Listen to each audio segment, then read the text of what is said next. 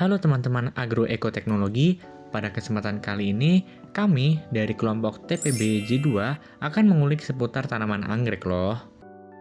Siapa sangka tanaman anggrek yang kita tahu ternyata memiliki jumlah spesies yang sangat banyak. Bahkan apabila jumlah spesies burung dan juga mamalia dijumlahkan, total spesies anggrek ini masih lebih banyak. Wow. Di muka bumi, tanaman anggrek memiliki 20 hingga 30 ribu varietas yang berbeda. Dengan berkembangnya zaman, kini telah ditemukan berbagai macam jenis varietas anggrek yang baru, bahkan memiliki nilai yang sangat fantastis teman-teman agro. Gimana teman-teman? Penasaran sama cara budidayanya? Yuk langsung tanya-tanya aja sama Mbak Nurul selaku pengusaha tanaman anggrek yang udah sukses nih. Pengelolaannya, yang pertama kan kita juga pembenihan sendiri, kita kultur sendiri, asalnya dari embrio, dari buah ya, yang dalamnya ada bijinya, kita tebar dalam botol, nanti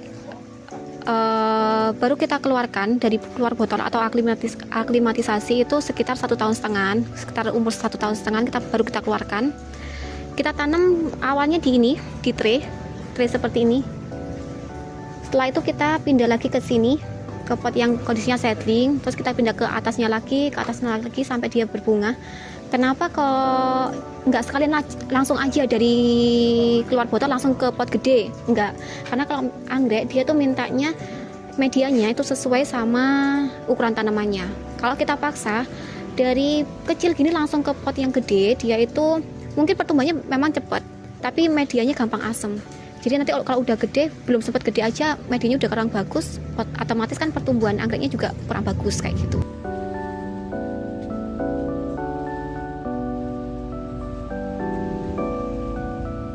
Kita pakainya itu ini sih MS sebenarnya.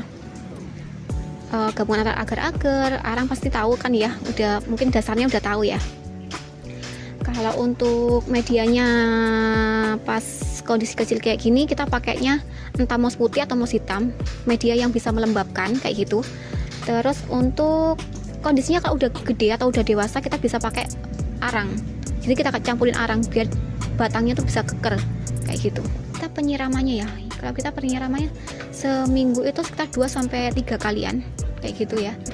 Atau lebih aman, kalau untuk anggrek itu lebih aman kita lihat dari medianya. Kalau memang medianya dia udah ini kan masih basah ya, ini kan masih basah, masih hitam. Kalau masih hitam kayak gitu, kalau ini masih udah kering, nah ini baru waktunya disiram kayak gitu. Kadang tak tentukannya dari situ, jadi sekitar 2-3 harian seminggunya.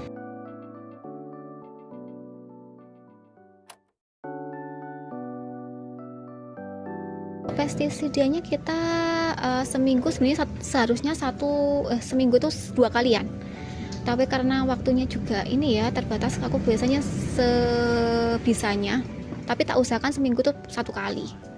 Kalau 2 kali tuh kadang ini waktunya yang nggak ada.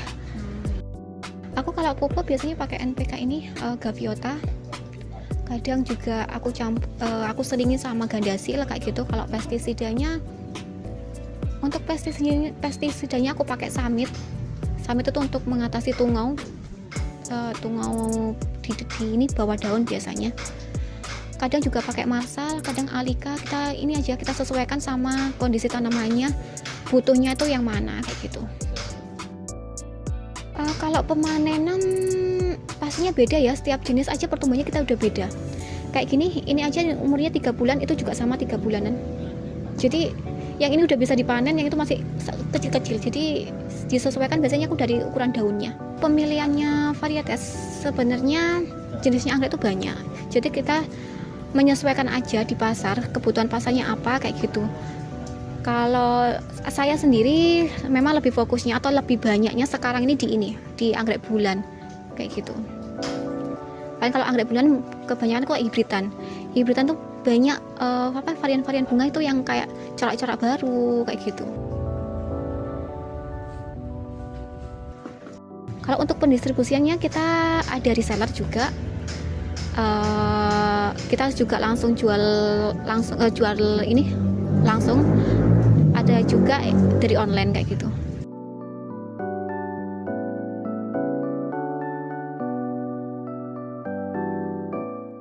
Atau penempatan greenhouse itu yang penting kita ada lahan kosong aja ya, kita punya lahan kosong ya. kayak gitu. Kalau untuk lebih detailnya jadi nggak ada sih, yang penting greenhouse-nya itu ada naungannya. Kita pakai plastik UV, atasnya juga ada ini paranet, jadi kita double. Kalau hanya plastik UV aja biasanya tanamannya masih gosong kayak gitu.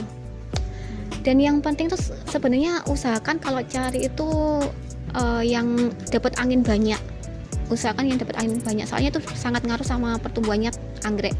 Kalau misal nggak ada angin kayak tadi aku bilang itu, kita akalin pakai kipas atau blower. Beruntung banget kali ini kita juga punya kesempatan untuk belajar secara langsung dengan Mbak Nurul tentang penyilangan tanaman anggrek.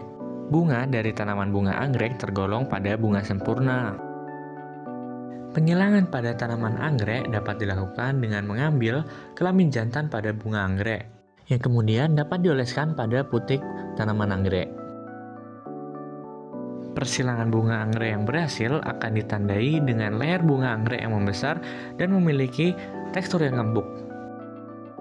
Perbanyakan tanaman anggrek dapat dilakukan melalui kultur embrio.